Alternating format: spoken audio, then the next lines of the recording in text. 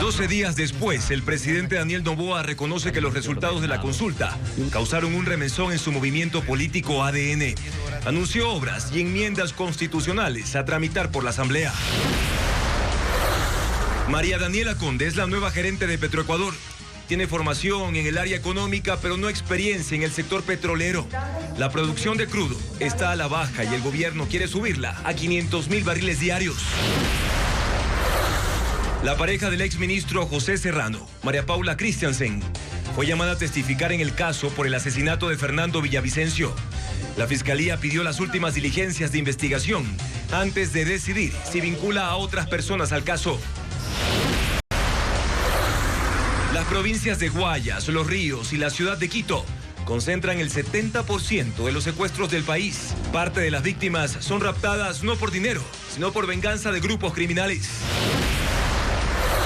El ejército colombiano destruyó 10 laboratorios de procesamiento de droga en Nariño este mes y obligó a grupos insurgentes a movilizarse a territorio ecuatoriano. La seguridad en la frontera norte se refuerza.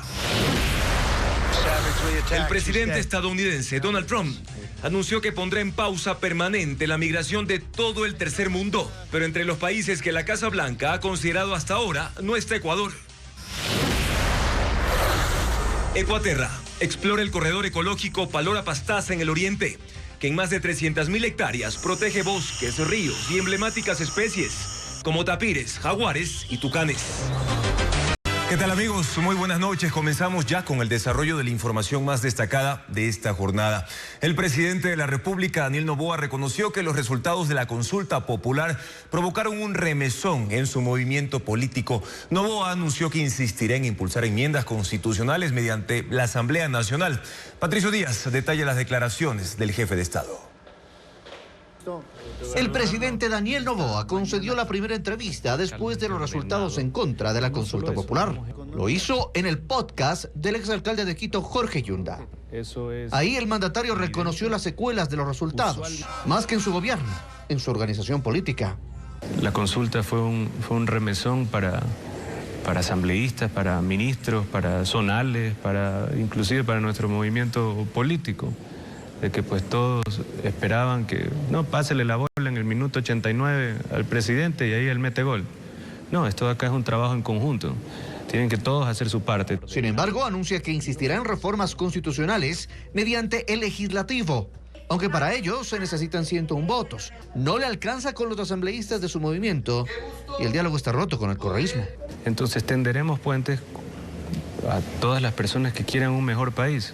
Ahí empieza la impunidad. No, ya, llevémonos bien, calmemos la parte política, yo te ayudo en esto, yo te ayudo por acá, pues en la asamblea me ayudas acá, yo te ayudo acá. Ahí es cuando todo, el compás moral se empieza a desbaratar. Dijo que era importante la renovación de su gabinete y anunció algunas obras en las que espera avanzar en 2026. Paso lateral en la E35, vamos a trabajar en la Sierra Centro mucho, Quinto Puente, que ya está en proceso de expropiación, ya se está avanzando mucho. Poner la primera piedra en el primer trimestre del primer Museo Nacional Real en la historia del Ecuador. También la Torre Oncológica, que eso es para Quito. En su intervención destacó la lucha que ha emprendido en su gobierno contra la minería ilegal y llamó a Yacu Pérez a movilizarse contra ese mal también. Fue la última aparición del mandatario previo a su viaje a Estados Unidos por motivos personales. Regresará el 1 de diciembre. Vamos a seguir trabajando. Y precisamente tras la derrota en la consulta popular del 16 de noviembre, el presidente Noboa piensa en enmiendas a la Constitución sobre seguridad y las personas privadas de libertad. Jacqueline Rodas con más detalles. Al presidente Daniel Noboa le restan 3 años y medio de gobierno, tiempo en el que prevé insistir en reformas a la Constitución. Ya no podrá hacerlo creando una nueva Carta Magna tras la derrota en la consulta popular, pero sí piensa en enmiendas a través de la Asamblea. Nosotros seguiremos trabajando incansablemente para hacer las reformas y los cambios que se deben de hacer. De todas formas, lo haremos por vía Asamblea, lo haremos por vía enmiendas constitucionales. Ojalá la Corte Constitucional pues ya no se vuelva un enemigo del pueblo, sino que vea la verdadera coyuntura. Enmiendas constitucionales, quitar a los PPLs como grupo prioritario. La secretaria de Comunicación, Irene Vélez, adelantó que los cambios se darán en el ámbito de la seguridad. Está sobre la mesa, ¿para qué voy a denunciar a esta extorsionadora, al vacunador, si a las 2 semanas va a salir libre porque le dieron medidas sustitutivas?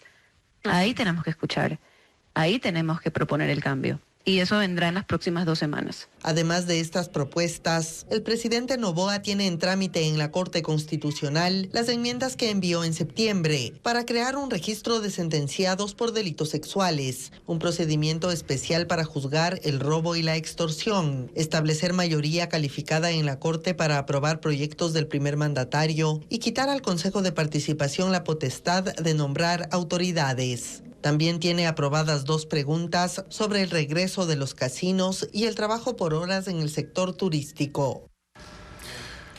Y ya la Asamblea Nacional tiene represada una enmienda constitucional que plantea los requisitos para ser asambleísta. El texto fue aprobado en primer debate en el periodo legislativo anterior, pero el plazo para el segundo debate se venció hace 4 meses. Patricio Díaz precisa cuáles son esos cambios y si existe interés en reactivar el tema. La Asamblea tiene guardada en sus archivos una enmienda constitucional que está pendiente de análisis. Según la ley de la función legislativa, el segundo debate de esa propuesta debía ocurrir en julio. Han pasado 4 meses y nadie la ha desempolvado. La ex legisladora Sofía Sánchez fue quien presentó la enmienda. Propone requisitos para ser asambleísta: formación justificada, probidad notoria, experiencia. Sánchez señala que, por ejemplo, no se puede pedir un título de tercer nivel, pero sí estar capacitados en un área específica. Es decir, usted fue un dirigente comunitario, es un dirigente ambiental, debe conocer sobre el tema, puede acreditar formación justificada, cursos, seminarios. Si se aprueba, se requerirá una ley que establezca los detalles de cada requisito.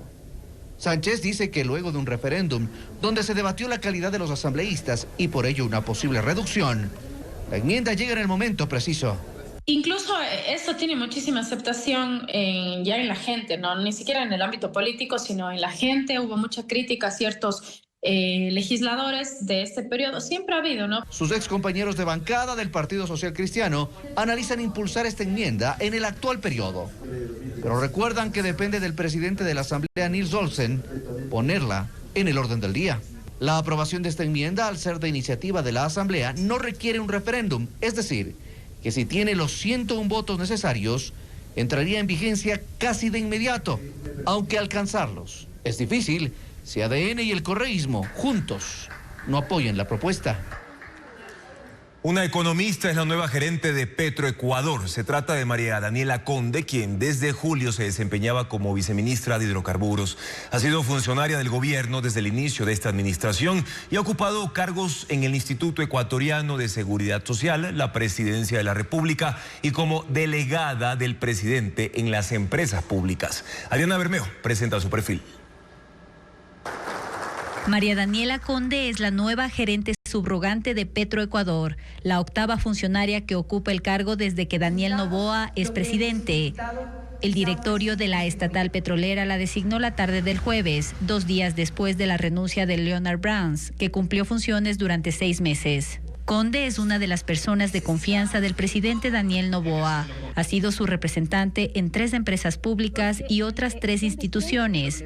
Además, es parte de su gobierno prácticamente desde que inició. Durante el 2024 fue coordinadora nacional en el IES. En enero del 2025 fue designada subsecretaria general de Acción Estratégica en la Presidencia de la República. Y desde julio es viceministra de Hidrocarburos. En ese cargo fijó la meta de producción petrolera para cerrar este año, que actualmente es de 467,000 barriles por día. Tenemos una proyección del lado conservador, está entre los 480,000 barriles cerrar este año por día. Pero si vamos al agresivo, que es lo que estamos apuntando como gobierno, es cerrar en 500,000 barriles. La formación académica de María Daniela Conde es económica y sobre hidrocarburos no registra preparación adicional. Su título de economista lo obtuvo en la Universidad San Francisco de Quito. Tiene una maestría del London School of Economics and Political Science y una certificación en innovación y emprendimiento de la Universidad de Stanford. En un comunicado, Petroecuador dijo que en el ámbito privado Conde impulsó proyectos de transformación energética. Según la página de LinkedIn de la funcionaria, solo trabajó en una empresa privada entre 2022 y enero del 2024 y se encargó de análisis numérico y financiero. Antes de eso, solo registra pasantías. Buenas tardes con todos.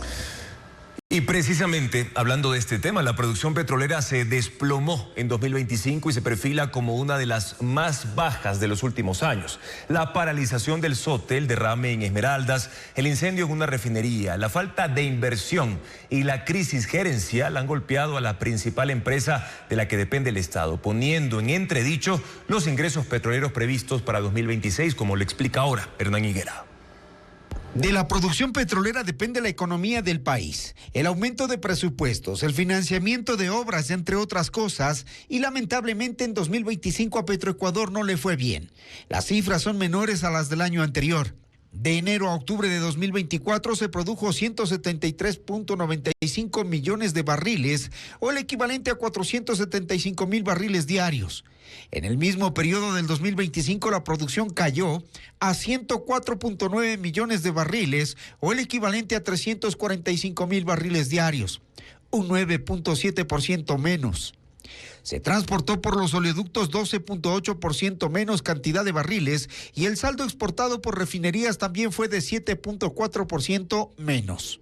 La producción petrolera en los últimos 5 días cayó en 30,000 barriles diarios promedio. Se debe a que las empresas privadas encargadas de algunos pozos ya rebasaron sus límites de inversión y Petroecuador, como están las cosas, no cumplirá la meta que se propuso para este año de 466,000 barriles diarios. El exministro René Ortiz dice que se ha tocado fondo. Este es el momento en que el presidente de la República puede entrar con la fuerza que necesita, puede entrar en la reforma, en la gran reforma de Petroecuador. Convertir a la empresa estatal monopólica en una compañía por acciones. La meta de aumentar la producción por sobre los 500,000 barriles diarios dependerá de las decisiones que tome el gobierno, pero sobre todo de las inversiones y de que se concreten planes como la entrega de los campos de la ronda intracampos y offshore que pueden producir más de 30,000 barriles diarios. 10 laboratorios de procesamiento de droga fueron localizados y destruidos en Nariño por el Ejército de Colombia. Estas acciones, sumadas a los combates contra bases insurgentes cerca de nuestra frontera norte, han obligado a estos grupos armados a desplazarse hacia territorio nacional para ocultarse y abastecerse de víveres. Durante este mes, el Ejército de Colombia desplegó en Nariño una operación de gran escala contra estructuras criminales.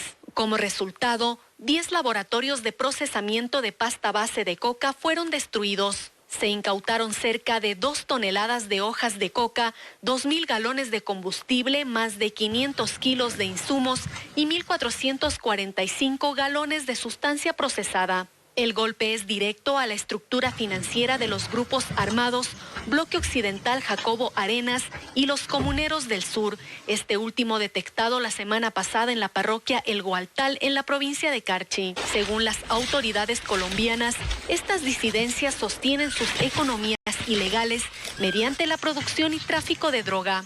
Estas acciones representan una afectación económica a las estructuras criminales que pretendían financiar armas, logística y acciones violentas. Las recientes operaciones contra estos grupos irregulares obligaron a integrantes del Frente Comuneros del Sur a replegarse hacia territorio ecuatoriano. Esto llevó a las Fuerzas Armadas del Ecuador a reforzar la seguridad en la frontera norte, especialmente en la parroquia El Gualtal en Carchi, donde a 3 kilómetros en una zona montañosa se localizaron y destruyeron 2 campamentos guerrilleros utilizados por unos 30 disidentes y en los que permanecieron aproximadamente 20 días. El armamento o munición que se encontró nos indica que han iniciado a aprovisionarse de este material. El ejército ecuatoriano ha desplegado sus operaciones, lo cual ha impedido que este personal permanezca en nuestro país. Ecuador mantiene reforzada la frontera norte para impedir el avance de grupos armados, mientras que las operaciones de inteligencia militar continúan activas en la zona de El Gualtal.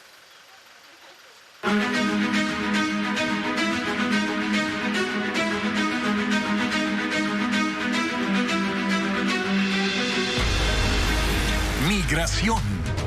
La cacería de Trump. El presidente de Estados Unidos, Donald Trump, anuncia que suspenderá toda la migración desde países del tercer mundo. Una drástica medida que eleva la retórica anti-inmigrantes. La decisión llega luego del ataque armado perpetrado por un ciudadano afgano cerca de la Casa Blanca que provocó la muerte de una agente de la Guardia Nacional. El presidente Donald Trump confirmó la muerte de Sarah Beckstrom, de 20 años, una de las 2 miembros de la Guardia Nacional atacado cerca de la Casa Blanca. Fue víctima de los disparos hechos por un refugiado afgano, hecho por el cual Trump ordenó revisar los casos de 200,000 personas llegadas de ese país durante el gobierno de Joe Biden. A punto seguido hizo un anuncio más radical. Pondré en pausa permanente la migración de todos los países del tercer mundo para permitir que el sistema estadounidense se recupere por completo. Pondré fin a todas las millones de admisiones ilegales de Biden. Eliminaré a cualquiera que no sea un activo neto para Estados Unidos. Trump no ha dicho a qué se refiere con las personas que no son un activo neto, ni ha especificado cuáles son los países que entran en esa categoría. Poco antes, el Servicio de Ciudadanía e Inmigración de Estados Unidos anunció en su página una revisión rigurosa de las tarjetas de residencia emitidas a los extranjeros de 19 países calificados como de riesgo. En Asia, Afganistán, Myanmar, Irán, Laos, Turkmenistán, Yemen. En África, Chad, República del Congo, Guinea Ecuatorial, Eritrea, Somalia, Sudán, Burundi, Sierra Leona, Togo, Libia. Pero entre los de América solo están Haití, Cuba y Venezuela. No consta Ecuador. Trump ha dicho que la población extranjera en Estados Unidos asciende a 53 millones de personas que obtienen una tarjeta de residencia con la que reciben numerosos beneficios anuales para sus familias, lo que según él se ha convertido en una carga económica. Pero esta nueva medida podría perjudicar a quienes tramitan su ingreso a Estados Unidos de forma legal, incluyendo migrantes con Green Card, solicitantes de asilo y refugio, así como otros residentes. En las primeras horas de este Black Friday se registró poca afluencia de consumidores a diferencia de lo ocurrido ayer. De hecho, los comerciantes han creado incentivos para atraer a los clientes. Entre los productos más vendidos están, por ejemplo, los electrodomésticos y también la ropa. Estefanía Arias recorrió varias zonas comerciales de Guayaquil, pero también nos relata el panorama en Quito. Los descuentos, promociones y letreros están por todas partes, hasta en los semáforos. Hay cocinas desde $400, televisores en 200, refrigeradoras con el 70% de descuento y ropa con el 50% de descuento. Son estos precisamente los productos más consumidos. Sin embargo, el primer día de Black Friday en Ecuador arrancó con baja afluencia de personas. En Guayaquil, por ejemplo, fueron pocos los que visitaron los locales de electrodomésticos de la avenida 9 de octubre en el centro. Pablo Segura fue uno de ellos. Se llevó una cocina y de obsequio un tanque de gas. Sí, haciendo una comprita ya que hacía falta para la casa. ¿Para qué? Buenos precios y todo. Y es que así los comerciantes buscan atraer a los clientes con incentivos, por lo que han armado combos. Ese fue el caso de los locales en el Mall del Sol, en el norte del puerto principal. Aquí un negocio de electrodomésticos tiene promociones en 10,000 productos. En Quito, el panorama fue algo similar en los centros comerciales. No hubo largas filas ni aglomeraciones. Y aquí habían promociones hasta en artículos para el celular. Estamos botando la casa por la ventana. Mientras que las sucursales de Coral Hipermercados de Quito y Guayaquil vivieron su segundo día de Black Friday. Hubo personas que madrugaron y estuvieron a las 3 de la mañana para alcanzar un ticket que les permitió ingresar de forma ordenada, sin empujones. Una situación que contrastó a lo que ocurrió ayer. Este sector mantendrá las ofertas hasta el domingo 30, por lo que prevén que la afluencia de clientes aumente durante el fin de semana. Cierres de túneles, la suspensión temporal del servicio de la aerovía y la modificación de la ruta de ciertos articulados son parte del 15º simulacro de terremoto ejecutado hoy en Guayaquil. Las emergencias planificadas se reportaron en el centro de la ciudad para medir la respuesta de los equipos de socorro, como lo reporta Vanessa Robles.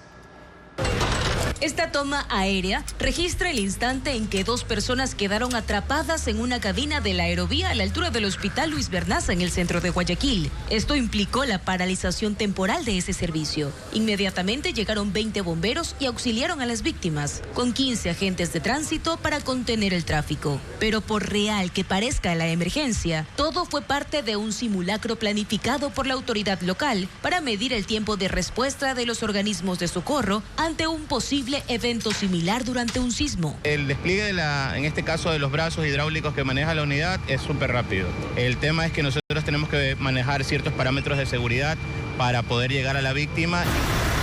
Al mismo tiempo, se ensayó en la avenida Pedro Menéndez Gilbert, en el norte, el incendio de un vehículo, un hombre supuestamente herido y el cierre de los 2 túneles de los cerros Santa Ana y del Carmen, según lo planificado por Segura EP y el municipio. De acuerdo a lo observado por el equipo de Televistazo, a los bomberos les tomó al menos 20 minutos contener las emergencias simuladas. Nosotros hemos trabajado con una ambulancia de rescate, 2 unidades de combate. Asimismo, se desarrollaron evacuaciones de 154.800 civiles. El simulacro se desarrolla una vez al año y participaron más de 300 miembros de entidades de respuesta, bomberos, agentes de tránsito, Policía Nacional y agentes municipales. En las vías cercanas, el tránsito colapsó por aproximadamente 2 horas. Esto también implicó la modificación momentánea del recorrido de la metrovía, que coincidió con el alto movimiento comercial que implica el Viernes Negro. Pasado el mediodía, las vías volvieron a estar habilitadas al tránsito.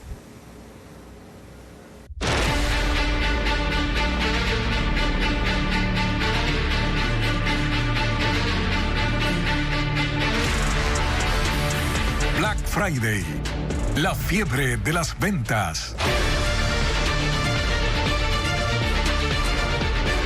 Miles de personas que llenan los negocios durante este Black Friday ven un alivio económico y un ahorro a largo plazo. En un año en el que la tasa de desempleo llega al 3.2%, comprar con descuentos por hasta el 80% provoca que tengan víveres hasta por lo menos el primer semestre de 2026. Estefanía Arias habló con expertos sobre este comportamiento económico de la población. En esta dinámica comercial llamada Black Friday no aplica el dicho, el que mucho abarca, poco aprieta.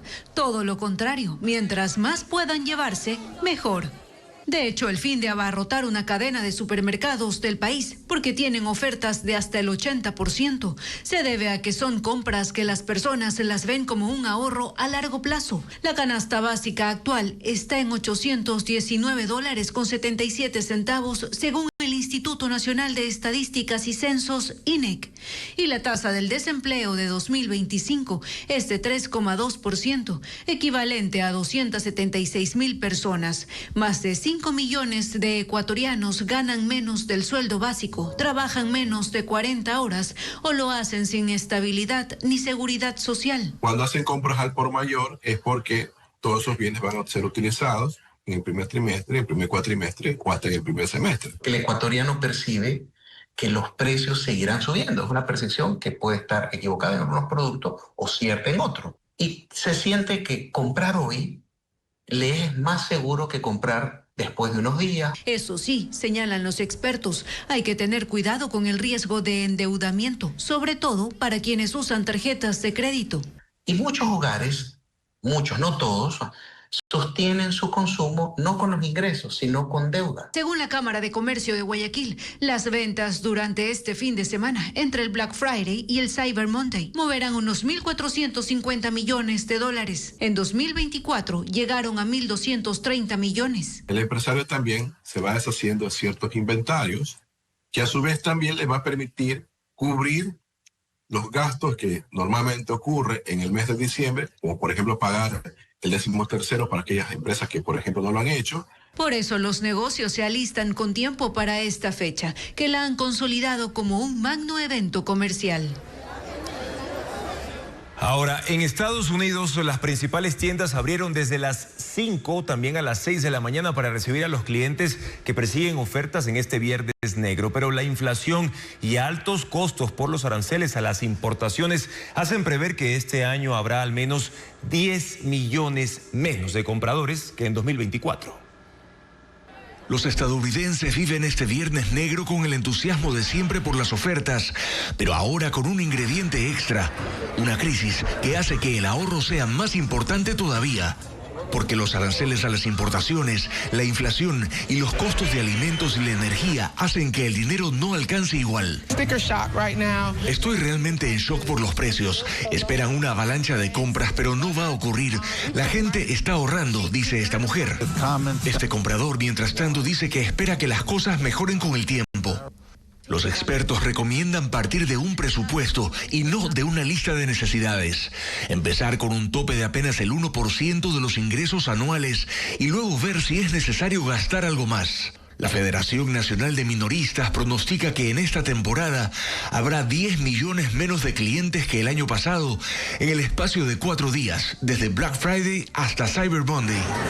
Serán no más de 187 millones de compradores, según sus estimaciones, de los cuales casi la mitad hace compras en línea, lo que reduce ampliamente la cantidad de clientes físicos en las tiendas y con eso las aglomeraciones.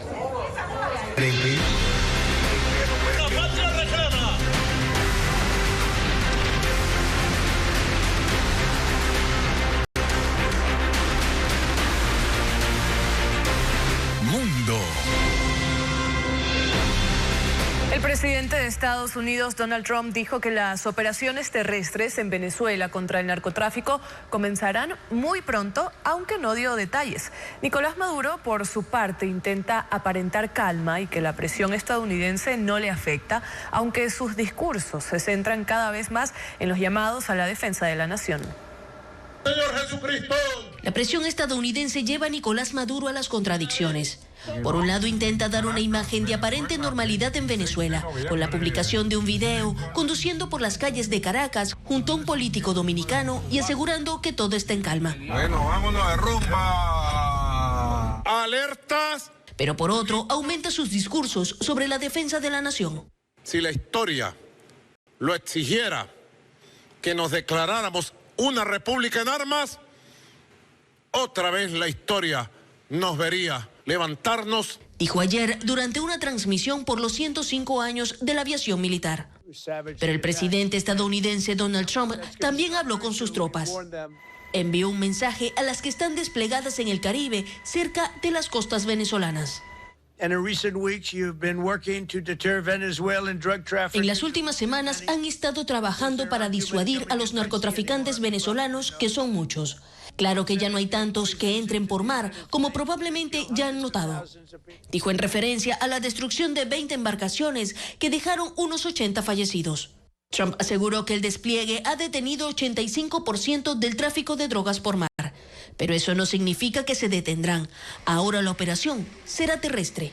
Empezaremos a detenerlos también por tierra. Por tierra es más fácil. Eso comenzará muy pronto. Les advertimos, dejen de enviar veneno a nuestro país. Según el medio estadounidense The New York Times, Trump y Maduro ya conversaron por teléfono la semana pasada. Hablaron de coordinar una reunión, pero el aumento de la escalada sería la evidencia de que el diálogo no fue favorable para el dictador venezolano. ¡Prohibido fallar!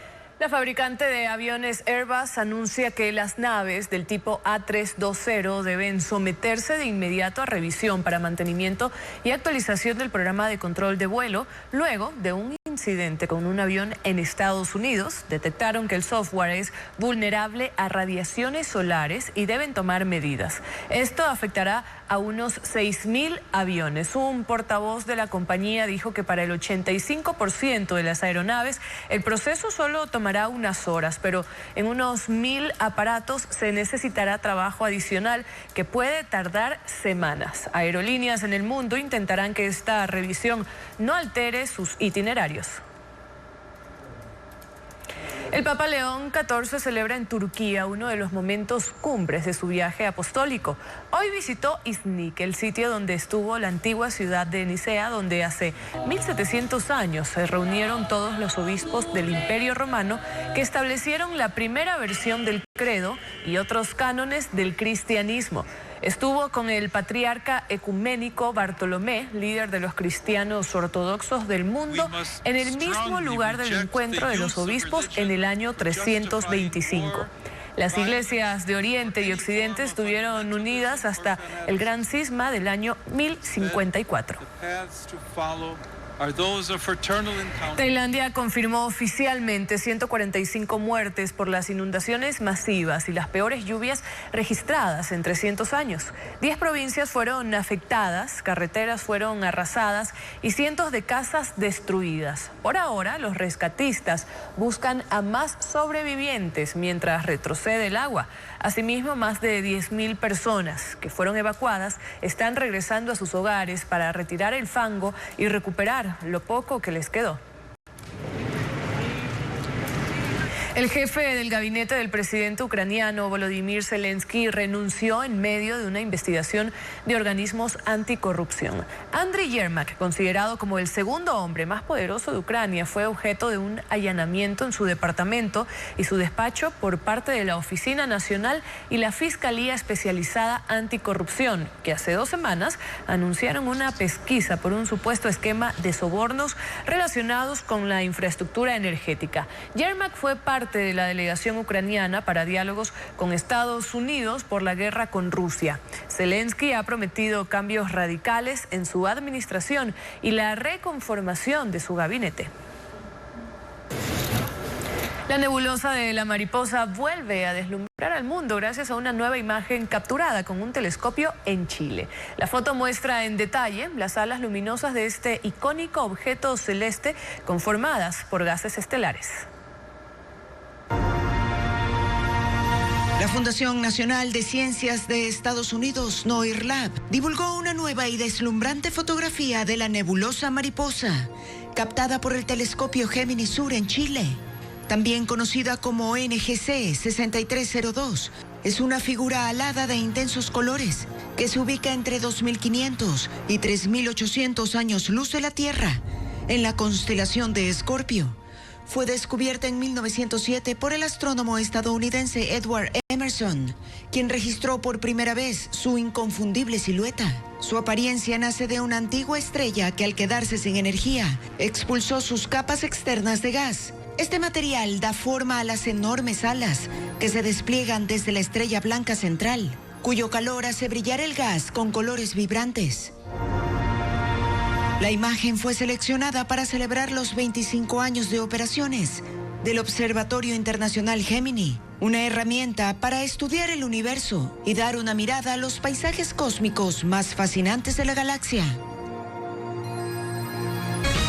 Continuamos con más información aquí en Televistazo Estelar. 2 provincias y una ciudad concentran el 70% de los secuestros del Ecuador. Parte de las víctimas son raptadas no por dinero, sino por venganza de grupos criminales. Merlin Ochoa con la información sobre este tema.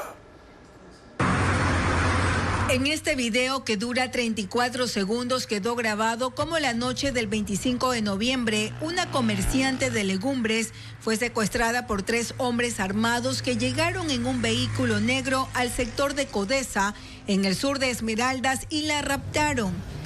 Tras casi 2 días de búsqueda, la policía la halló la tarde del 27 de noviembre en Chigüe. En el operativo, varios individuos huyeron y los uniformados encontraron a la mujer caminando desorientada, con signos de maltrato. De inmediato fue entregada a su familia. Este caso se suma a una crisis que no se detiene. Entre enero y noviembre de 2024 se reportaron 2.503 secuestros, y aunque en el mismo periodo de 2025 los casos bajaron a 1.822, en redes sociales siguen circulando imágenes estremecedoras, como el video de este motorizado secuestrado en una gasolinera de Durán.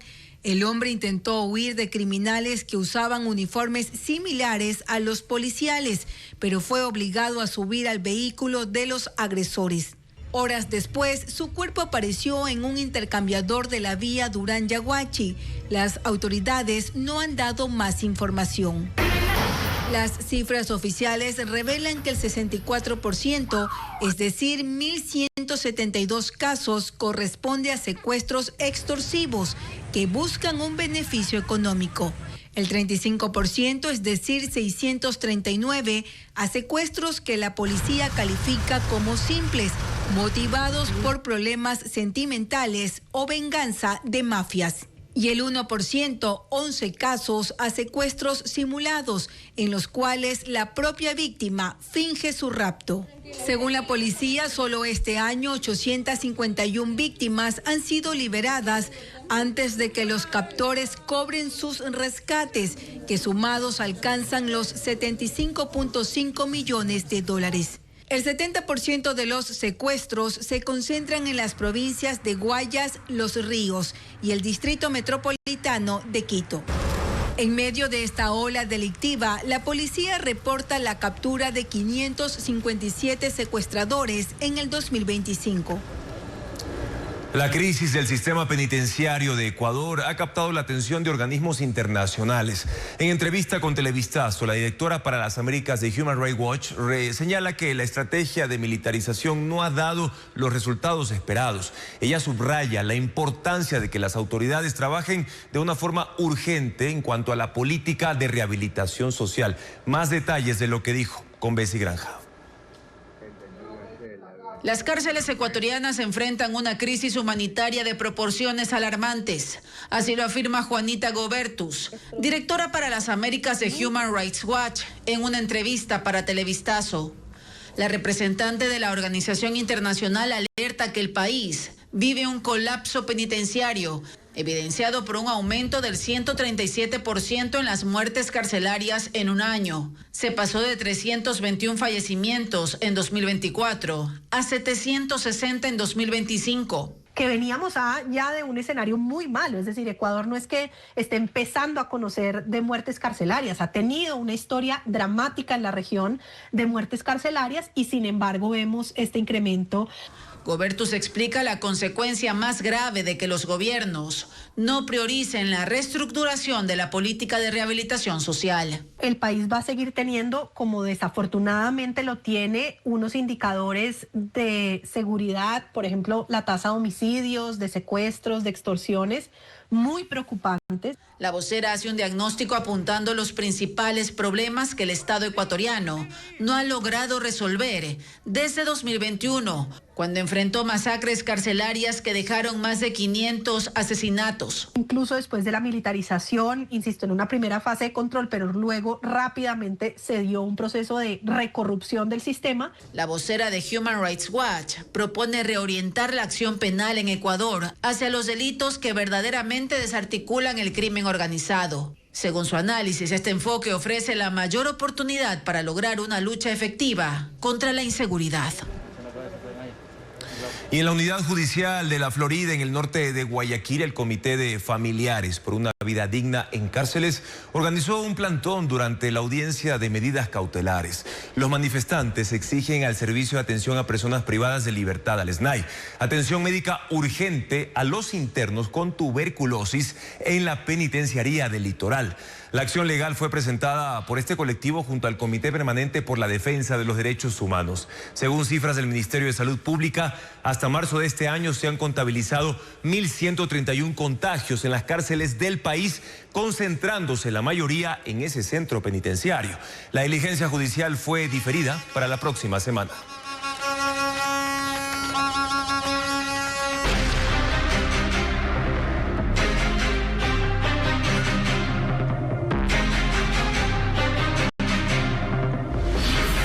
Magnicidio. Revelaciones clave.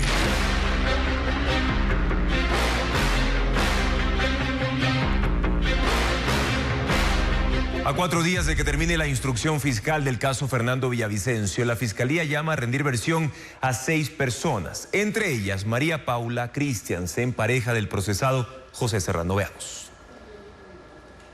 El próximo martes termina la instrucción fiscal del caso Magnicidio FB sobre la autoría intelectual del asesinato de Fernando Villavicencio.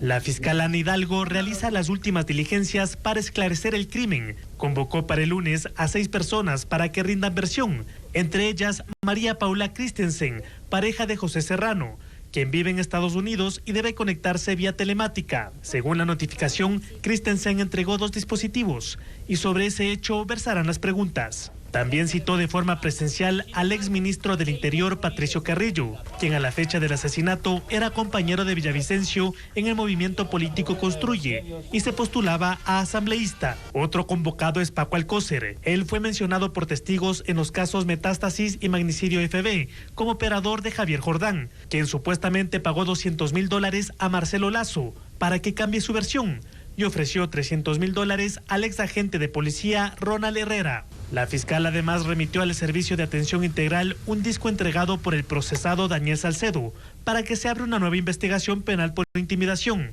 y negó los pedidos de asistencia penal internacional a Estados Unidos solicitados por José Serrano y por Ronnie Aliaga. Ana Hidalgo explicó que esa figura no puede ser requerida por un acusado en un caso criminal por considerarse una persona privada. Aunque la etapa de instrucción termine en 4 días, si la Fiscalía vincula a más personas, se extenderá por 30 días más.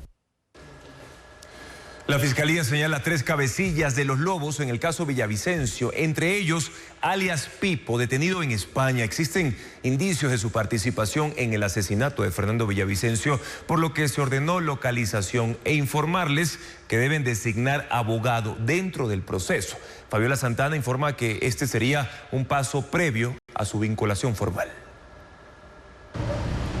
La Fiscalía involucra a 3 nuevos cabecillas de los Lobos al asesinato de Fernando Villavicencio. Se trata de Wilmer Chavarría, alias Pipo, Ángel Esteban Aguilar, alias Lobo Menor, y Luis Arboleda, alias Gordo Luis. Son el máximo cabecilla de la organización delictiva, el segundo al mando y un tercer líder. La Fiscalía dio 2 días a la policía para que los localice y notifique para que designen abogados, porque se ha logrado determinar la presunta participación de ellos en el hecho investigado. Este es el paso previo para su vinculación, que puede solicitarse hasta la semana próxima antes de que se cierre la instrucción fiscal. Para notificar a Pipo, quien fue detenido el 16 de noviembre en España y permanece en el Centro Penitenciario de Málaga, la Fiscalía gestiona una asistencia penal internacional. Informa a ese país que Pipo habría tenido participación logística y operativa en el asesinato del ex candidato a la presidencia. También pide un contacto para coordinar su versión telemática. El Lobo Menor y Gordo Luis fueron mencionados en el testimonio de Marcelo Lazo. Son los líderes de los Lobos que, según ese testimonio, recibieron $1 millón para el asesinato, y Gordo Luis, actualmente recluido en la cárcel del Encuentro, fue el encargado de los seguimientos al candidato. Solo Lobo Menor está en libertad, presuntamente fuera del país. La ausencia del presidente Daniel Noboa por 3 giras presidenciales que realizará en las próximas semanas desata cuestionamientos de analistas políticos, quienes explican las consecuencias en plena crisis política que enfrenta su gobierno. Diego Cuenca amplia la información sobre este tema. El gobierno de Daniel Noboa, luego de la derrota electoral, busca tener presencia en territorio para escuchar y resolver problemas de los ciudadanos. Pero esa misión empezó con la ausencia del presidente, quien en plena crisis política salió del país para atender asuntos personales. Volverá el 1 de diciembre, pero enseguida tendrá 3 giras internacionales más, que harán que esté afuera del país hasta finales de enero del próximo año. El consultor político Leonardo Berresueta, y ex alto funcionario del correísmo, cuestiona esa actitud del gobierno. El país, el pueblo, le dijo no a la forma de gobernar al presidente de la República y le pide rectificaciones. ¿Cómo va a hacer rectificaciones si se encuentra 2 meses fuera del país? La ministra de Gobierno poco podrá hacer. No es la ministra la que tiene que tomar decisiones solamente, es el presidente de la República. Y con un presidente ausente, lamentablemente el país no tiene norte, no tiene rumbo. Los analistas políticos coinciden en que el mandatario está desconectado de la realidad ciudadana. A eso se suma la política oficial de silencio, que consiste en comunicar poco y a veces nada acerca de los resultados de esos viajes. 28 viajes internacionales de 24 meses, o sea, más de una vez por mes. Y de esos, el 25% ha sido por razones personales, pero no sabemos a qué viaja, ni con quién se entrevista, y sobre todo no se ve que consiga en cada viaje algo. En medio de la ausencia de Noboa, hay funcionarios que tratan de abrir la puerta al diálogo. El Ministerio de Gobierno propuso un encuentro con todos los sectores políticos, sociales e incluso con autoridades de municipios y prefecturas. Una práctica que para el ex vicepresidente Otto Sonnenholzner pretende recuperar capital político, pero a la que le hace falta precisión. Y la única forma de recuperar el capital político recibir de parte del gobierno claridad respecto a esas hojas de ruta, en seguridad, en economía, en recuperación de servicios públicos, ¿verdad?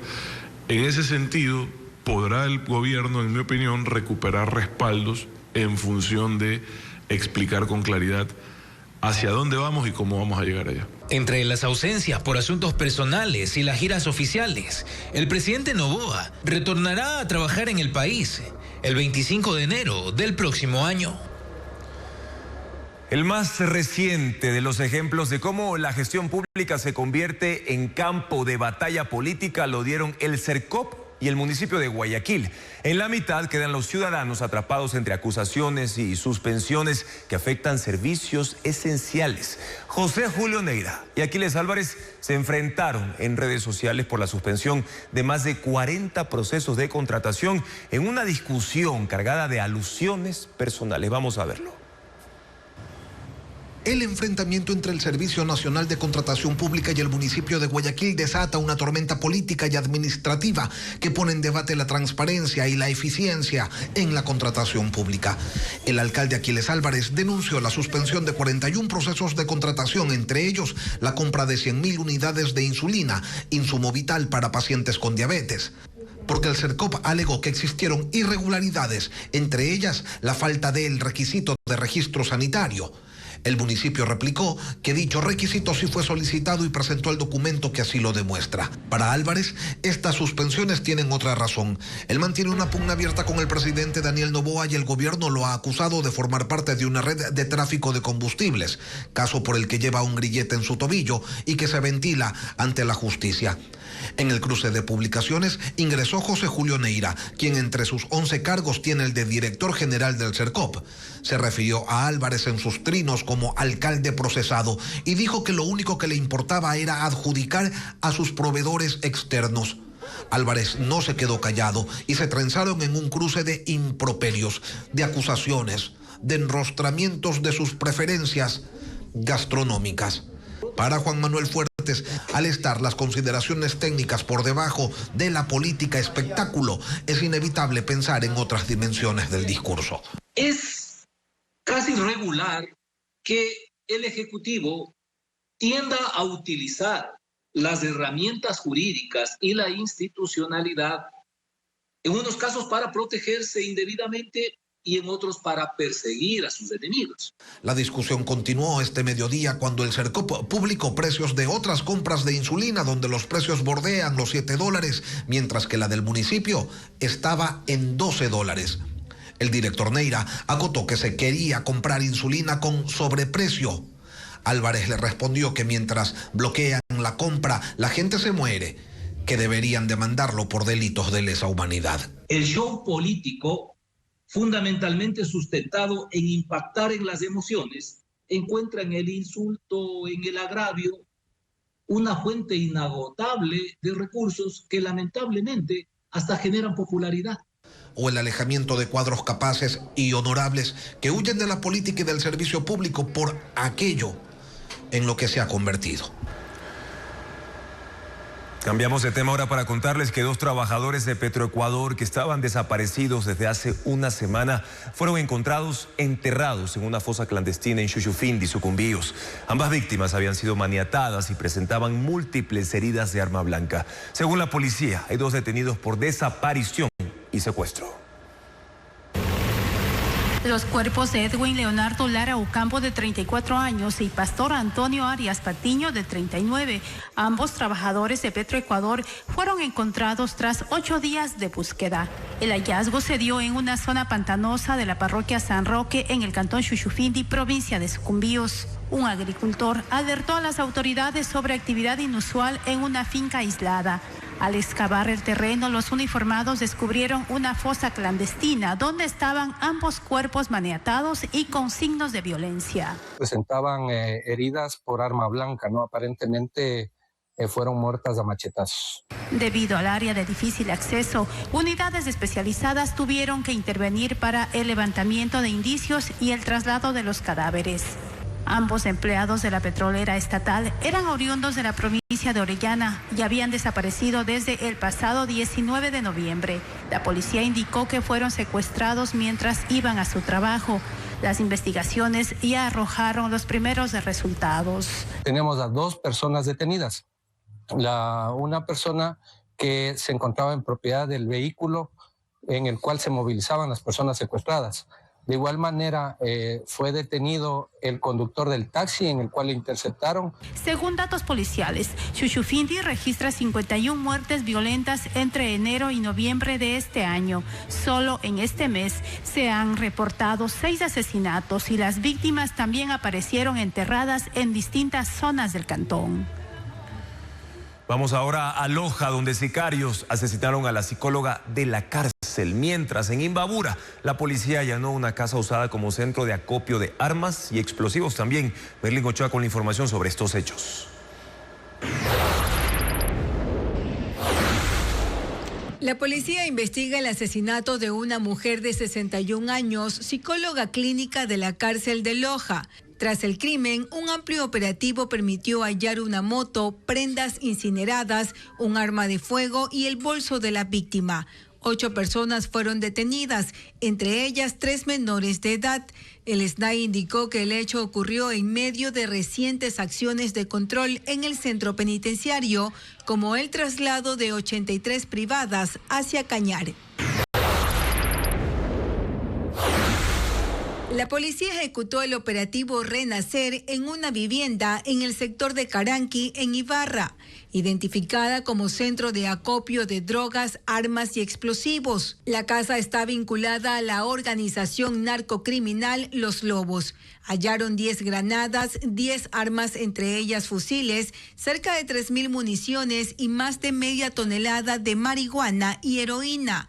Un ciudadano fue aprehendido. También decomisaron decenas de chalecos de protección balística nivel 4, el máximo, y 2 prensas hidráulicas usadas para armar los bloques de droga.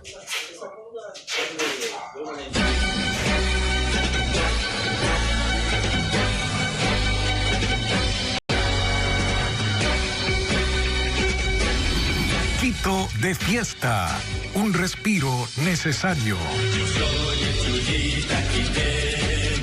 La capital tiene nueva soberana. Con la elección de la reina de Quito se dan por iniciados oficialmente los eventos para celebrar los 491 años de fundación de la capital. Veamos.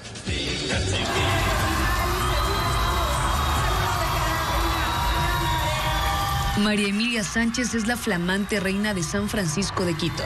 Fue elegida entre 10 candidatas que durante más de un mes se prepararon para la gala de elección. Tiene 25 años y es psicóloga clínica. Su propuesta se denomina Mente Libre, un proyecto enfocado en la salud mental de los niños y niñas de la ciudad. Me siento muy honrada porque puedo ser una vocera a todos los niños y niñas que quiero llegar con mi mensaje sobre la importancia de la salud mental y es un gran logro. La verdad es que me siento muy emocionada. La virreina es Joan Wells Aguirre. Que celebren con responsabilidad, con cariño nuestra ciudad, con sus seres más queridos y que viva Quito. Como señorita confraternidad fue designada Daniela Follaín y como señorita amistad María Paula Endara. En el Teatro Bolívar, familiares y amigos apoyaron a las candidatas con pancartas, globos y barras que retumbaron en ese emblemático espacio del centro histórico de Quito. La reina saliente Doménica Jarrín se dirigió al público y dedicó unas palabras a su ciudad y a su familia. Hoy cierro este capítulo con la serenidad de quien lo dio todo y con la gratitud de haber recibido más de lo que me esperaba. Este año no termina, florece. Seguiré caminando contigo, Quito, con más propósito y con mucho más amor. Una noche de música y color en la que se coronó a la nueva soberana de la capital, quien encabezará los eventos de las fiestas de Quito. Obras de teatro llenarán los escenarios del país este fin de semana, incluyendo el Parque de la Carolina de Quito, con una puesta en escena al aire libre. Diana León con los detalles de la agenda de entretenimiento.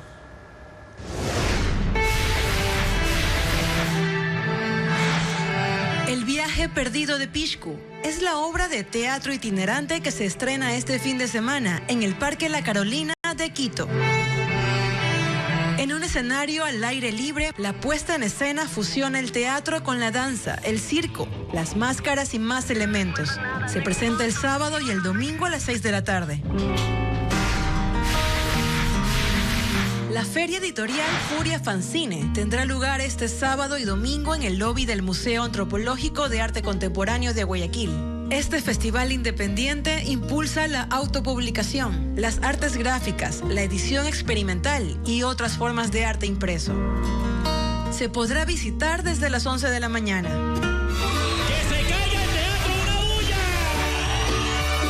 El espectáculo México a mi manera ofrecerá una noche con éxitos de Pedro Infante, Javier Solís, Vicente y Alejandro Fernández. Estará a cargo de Sebastián Salas, imitador ecuatoriano de Pedro Infante. Además estará acompañado de coros y el mariachi Los Camperos. La presentación iniciará a las 7 de la noche en el Teatro de la Casa de la Cultura de Riobamba.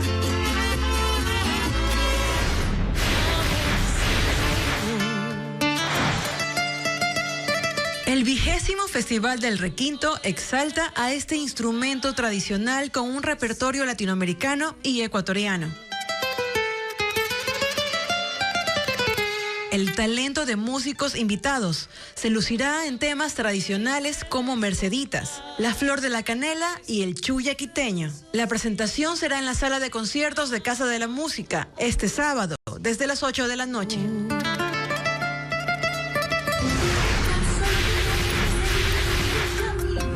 Bajo la dirección de Andrés Garzón, la comedia El Mago de Guayós se presenta en la Sala La Bota de Guayaquil. Dorothy es una niña soñadora que anhela convertirse en artista. Cuando ella y Toto, su inseparable iguana parlante, son arrastrados por una tormenta que los transporta a un mundo mágico y colorido. El domingo tendrá 2 funciones, al mediodía y a las 4 de la tarde. Seguimos con más información aquí en Televistazo Estelar. Les contamos ahora que la antigua Catedral de Cuenca fue sede por una noche del Festival Internacional de Órgano de Morelia. La voz de la soprano mexicana Mayela López se unió al cuarteto de cuerdas Pumapungo. Diana León con las imágenes.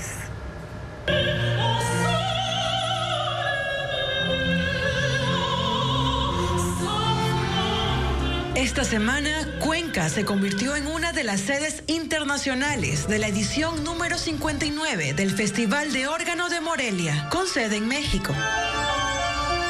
El encuentro, que resalta la majestuosidad de la música sacra, ha llegado en 5 décadas a escenarios como la Torre Eiffel de París y el Palacio de Bellas Artes en la capital mexicana. Un himno de paz, un himno de unión. Estamos muy felices de hacer esta fusión musical porque quiero comentar y abundar de que no importa el tema, somos naciones hermanas. En Ecuador, el recital tuvo lugar la noche del miércoles en la antigua Catedral de Cuenca y contó con la presencia de la soprano mexicana Mayela López, acompañada del cuarteto de cuerdas Pumapungo. La verdad que la gente nos ha recibido muy cálidamente y estoy demasiado emocionada de cantar para Ecuador aquí. Así, el tema tradicional mexicano, Cielito Lindo,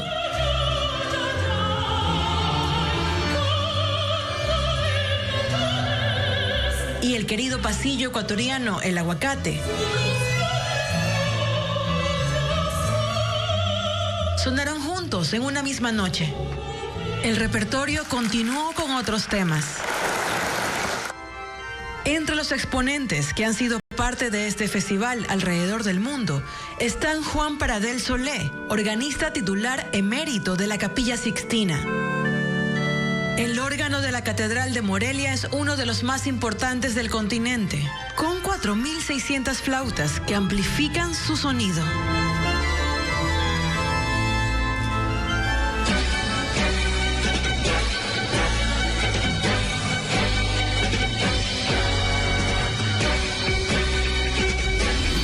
Quito de fiesta, un respiro necesario. En Quito se llevó a cabo un homenaje conmovedor a Paulina Tamayo en un concierto que reunió a varios artistas invitados. Y de hecho en este espectáculo también se destacó un repertorio especial por las fiestas de la capital. Ana María Palacios cubrió el evento y nos cuenta más detalles.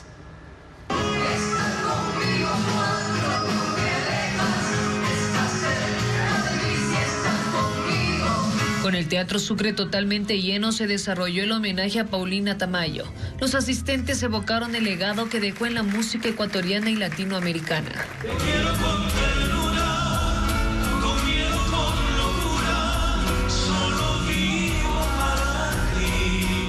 El concierto fue organizado por sus hijos Paola y Willy Tamayo, quienes cumplieron la voluntad de su madre y cantaron por primera vez juntos. El elenco fue elegido por mi mamita. Evidentemente, antes de que se vaya al cielo, ella nos dejó muchas tareas y una de esas fue su homenaje. Su principal objetivo es continuar con el legado de Paulina Tamayo, valorar y promover la música ecuatoriana. El mensaje que siempre ha dejado mi mamita, siempre desde que tiene 5 años de edad, ha sido rescatar la verdadera identidad musical nacional. Es decir, que la música nacional no muera. Los artistas invitados fueron sus amigos y compañeros de escenario, como Don Medardo y sus Players, el trío Pambil, Edgar Palacios, Nelson Maldonado y Margarita Lazo. Al celebrar a Paulina estamos también celebrando a los intérpretes históricos del Ecuador.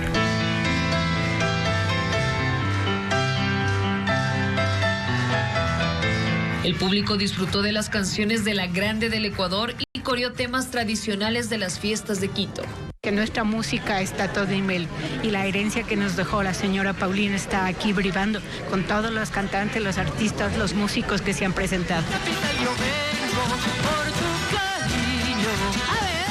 El segundo homenaje a Paulina Tamayo en el marco de las fiestas de Quito continuará con un próximo concierto que se realizará el viernes 5 de diciembre en la Casa de la Música.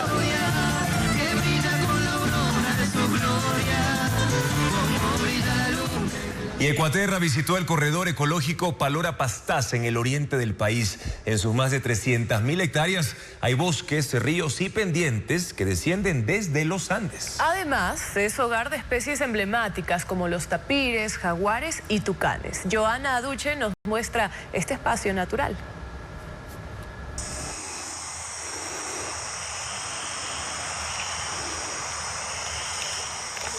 Gracias amigos por su sintonía, siempre por acompañarnos en esta emisión informativa. Y les recordamos que en nuestra página web ecuavisa.com pueden revisar los partidos que van a ser transmitidos por nuestra señal, por Ecuavisa Sports, este fin de semana. Y en nuestras redes sociales puede conocer también sobre los eventos culturales de estos días.